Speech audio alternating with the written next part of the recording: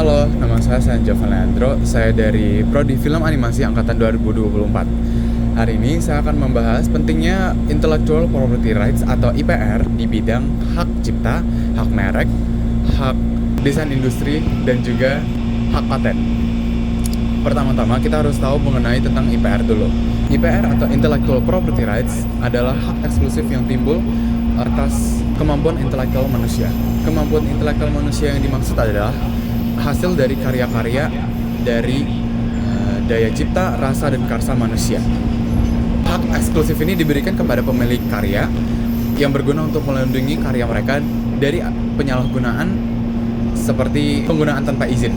IPR dapat dibagi menjadi beberapa bagian, yaitu hak cipta, hak merek, hak paten, dan juga hak desain industri. Yang pertama adalah hak cipta.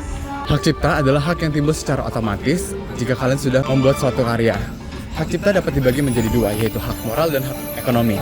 Hak moral adalah hak yang akan melekat kepada penciptanya secara abadi. Contohnya, jika mendengar kata Fujiko, kita pasti akan langsung terpikirkan dengan Doraemon, karakter ciptanya. Sedangkan hak ekonomi adalah hak untuk memanfaatkan hasil karya cipta kita untuk mendapatkan hasil ekonomi. Hak cipta dapat dialihkan dengan cara diwarisi. Masa perlindungan hak cipta adalah seumur hidup pencipta tersebut. Dan jika sang pencipta itu meninggal, dapat tambahan masa perlindungan selama 70 tahun. Yang kedua ada hak merek. Hak merek adalah hak eksklusif yang diberikan oleh negara kepada pemilik merek tersebut untuk memperdagangkan sebuah produk atau jasa. Merek sendiri merupakan identitas atau tanda pengenal dari produk atau jasa tersebut untuk membedakannya dari produk atau jasa-jasa yang lain. Menurut para ahli, terdapat beberapa bagian merek yang membuatnya unik. Terdapat nama merek, bagian merek yang kita kenal secara visual, dan juga trademark, dan juga cipta dari merek itu tersendiri. Hak merek sendiri terbagi menjadi beberapa jenis, yaitu merek dagang, merek jasa, dan juga merek kolektif. Hak merek ini tidak sama seperti hak cipta. Masa perlindungannya hanya berlaku selama 10 tahun dari penerimaan pengajuan perlindungan hak merek. Hak merek paling cepat dapat diperpanjang 6 bulan setelah penerimaan pengajuan tersebut, dan paling lambat 6 bulan setelah perlindungan tersebut habis. Yang ketiga ada hak paten. Hak paten ada hak eksklusif yang diberikan pemerintah kepada seorang inventor atas invensinya yang baru yang belum pernah ada. Penemuan paten dapat dibedakan menjadi 3. Yang pertama ada paten desain. Paten desain melindungi desain dari sebuah produk dari bentuk, susunan, dan ornamen visual yang ada pada produk itu. Yang kedua adalah paten utilitas. Paten utilitas diberikan kepada penemuan baru ataupun penemuan yang sudah dimatangkan oleh inventor tersebut. Dan yang ketiga adalah paten tanaman. Paten tanaman ini diberikan kepada inventor yang menemukan spesies tanaman baru dari hasil eksperimen perkawinan silang atas 2 tanaman. Paten di Indonesia dapat dibedakan menjadi 2. Yang pertama paten biasa yang melindungi penemuan baru dalam jangka waktu 20 tahun. Dan yang kedua ada paten sederhana. Paten sederhana melindungi perkembangan invensi dari yang sudah ada sebelumnya dan jangka waktu perlindungannya hanya 10 tahun. Keempat, terdapat hak desain industri. Hak desain industri diberikan kepada pendesain yang telah mendesain sebuah produk. Desain industri yang dimaksud lebih mencakup ke kreasi visual yang akan digunakan kepada produk agar produk yang digunakan lebih efisien. Salah satu syarat untuk penerimaan hak desain produk ini tidak dibolehkan untuk dipublikasikan ke sosial media atau pameran.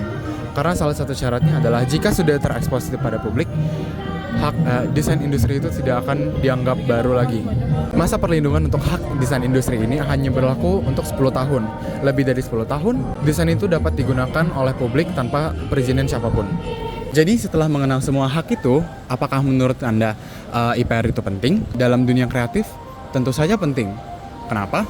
Karena IPR melindungi karya-karya yang telah diciptakan oleh orang-orang agar tidak diperjualbelikan dan tidak didistribusikan tanpa izin. Dan yang kedua, dengan adanya IPR, orang-orang akan lebih terdorong untuk menjadi lebih kreatif dan inovatif. Dan yang terakhir, dengan adanya IPR, daya saing dalam membuat produk yang unik dan juga kreatif dan inovatif juga akan bertambah. Contoh dari hak cipta adalah musik. Salah satu musik terkenal berjudul Love Story oleh Taylor Swift telah dilindungi oleh hak cipta dengan komposisi, melodi, serta lirik lagunya. Selanjutnya, contoh dari hak merek adalah kemasan berwarna ungu yang digunakan oleh Cadbury. elemen itu telah dilindungi oleh hak merek. Hak paten. Contoh dari hak paten adalah mobil otomatis yang dikembangkan oleh Tesla. Tesla telah mendapatkan hak paten dari mobil self-driving yang telah mereka kembangkan. Dan yang terakhir adalah contoh dari hak desain industri. Contoh dari hak desain industri adalah botol melengkung yang digunakan Coca-Cola dalam kemasan minumannya. Oke, dengan memahami berbagai intellectual property rights, kami sebagai anak film tentunya mendapatkan banyak manfaat. Yang pertama, kami dapat menjaga produk kreatif kami seperti film yang telah kami produksi. Dan setelah itu, tentunya dengan memahami hak-hak tersebut, pemahaman kami tentang bisnis dan branding tentunya meningkat, agar kami dapat menarik lebih banyak audiens untuk menonton produksi-produksi film kami.